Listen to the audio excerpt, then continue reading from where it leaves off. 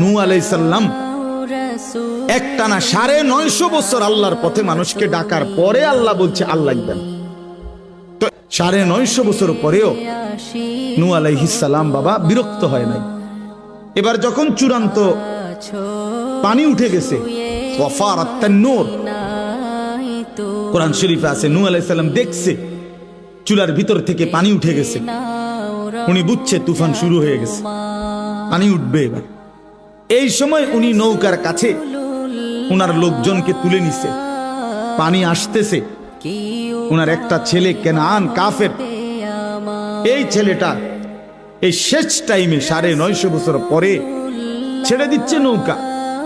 এই টাইমেও কোরআন শরীফে আছে সূরা হুদে নূহ আলাইহিস সালাম ছেলেটাকে ডাক দিছে, ইয়া বুনাইয়ার কাম মা'না, বাপ এই শেষবারের মতো বলছি বাপ আয় না, ঈমান আয় না, আমার নৌকায় উঠে যা, বাইচা যাবি, বেঁচে যাবি বাবা। ছেলেটা বলছে না, আবার ছেলেটা বলছে না বাবা আমি উঠবো না, তোমার নৌকায় যাব না, ঈমান আনবো না। তো নূহ আলাইহিস সালামের ছেলে কেনান, কোরআন শরীফ আছে এই কাফের ছেলেটা বলল সাআবি ইলা জাবালি ইয়াসিমুনি মিনাল মা, বাবা আমি ওই উঁচা পাহাড়ের উপরে গিয়ে আশ্রয় নেব, সেই পাহাড় তোমার ক্ষুধার পানি থেকে আমার বাঁচাই দিবে। এত উর্ফে পানি উঠতো না আমি জানি। হযরত নূহ আলাইহিস সালাম দেখেন তখনও রাগ করে নাই। এক বাবা সন্তানের প্রতি কি পরিমাণ দরদি হওয়া উচিত, উদাহরণ দিচ্ছেন কোরআনে।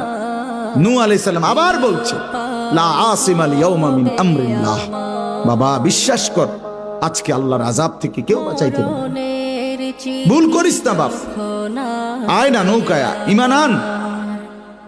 কোরআন শরীফে আছে ওহ বাবা হাত ধরে টানতেছে নূহ আলাইহিস সালাম ছেলেটাকে, আয় না বাবা কালেমাটা পড়।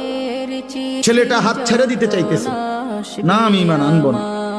এই বাবা আর পুত্র টানাটানি করতেছে, বাবা ডাকে ঈমানের দিকে, ছেলে ছুটে যাচ্ছে কিসের দিকে, কুফরের দিকে।